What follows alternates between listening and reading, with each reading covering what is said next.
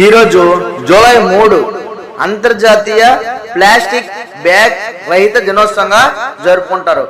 Plastic కాలుష్యం యొక్క తీవ్రతను, దాని నుండి వచ్చే సమస్యల గురించి తగ్గించడం కోసం ఈ ప్లాస్టిక్ బ్యాగ్ రహిత దినోత్సవంగా ఈరోజు జరుపుకోవడం జరుగుతుంది.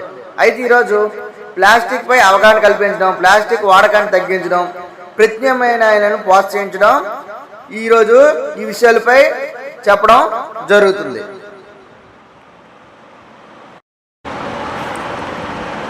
ప్లాస్టిక్ వాడకం వలన పర్యావరణానికి, జీవరాశులకు, మానవులకు ఎన్నో నష్టాలు కలుగుతున్నాయి.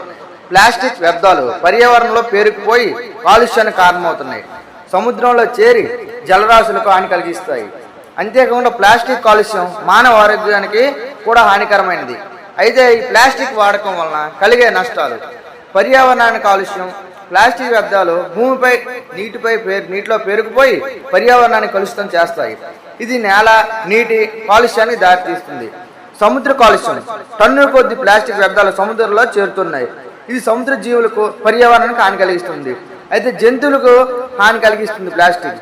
సముద్ర జీవులు ప్లాస్టిక్ వ్యర్థాలను ఆహారంగా తీసుకుని అనారోగ్యాల బారి పడుతున్నాయి. ప్లాస్టిక్ వ్యర్థాలు చిక్కుకొని మరణించే జంతువులు కూడా ఉన్నాయి. మనం ప్లాస్టిక్ కవర్లు, ముచ్చికవర్లు ఉంటాం. ఈ ముచ్చికవర్లు తిని ఎన్నో ఆవులు కూడా వీటిని తినడం వల్ల, కూరగాయలు ముచ్చికాయలు తిని అవి పేగులు చుట్టుకోవడం వల్ల కడుపుపై చనిపోవడం కూడా జరుగుతుంది. అలాగే మానవ ఆరోగ్యానికి హానికరం. ప్లాస్టిక్ వ్యర్థాలు ఆహారంలోకి, నీటిలోకి చేరి మానవ ఆరోగ్యానికి హాని కలిగిస్తున్నాయి. మైక్రో ప్లాస్టిక్ అనేవి మానవ శరీరంలో ప్రవేశించే వివిధ ఆరోగ్య సమస్యలకు దారితీస్తున్నాయి. అయితే వాతావరణ మార్పులు. ప్లాస్టిక్ ఉత్పత్తి మరియు వ్యర్థాలు నిర్వహణలో కార్బన్ ఉద్గారాలు విడుదలవుతున్నాయి. ఇవి వాతావరణ మార్పులకు దోహదం చేస్తున్నాయి. భూగర్భ జలాలు కాలుష్యం. ఈ ప్లాస్టిక్ భూగర్భ జలాలు కాలుష్యం చేయడానికి ఎంతో దోహదం పడుతున్నాయి. ప్లాస్టిక్ వ్యర్థాలు భూగర్భ జలాల్లో కలిసి వాటిని కలుషితం చేస్తాయి. తద్వారా తాగునీటి సమస్యలు కూడా మనకి ఏర్పడడం జరుగుతుంది. అలాగే ఈ ప్లాస్టిక్, మనం వాడే ప్లాస్టిక్ మనం భూమిపై పడేయడం వలన అవి మట్టిలో కలిసిపోయి వందల సంవత్సరాలు పడుతుంది. ఇది మట్టిని కలుషితం చేస్తుంది మరియు పంటలు పెరుగుదల ప్రభావం చేస్తుంది. మనం పండించే పంటలపై ఈ ప్లాస్టిక్ అనేది అడ్డుగా ఉండడం వల్ల పండించే పంట ఉత్పత్తి అనేది రాదు.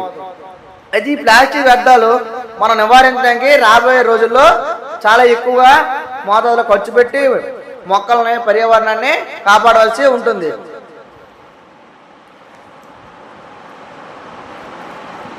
పెద్ద యూట్యూబర్ కావడానికి కెమెరా, స్టూడియో ఖరీదు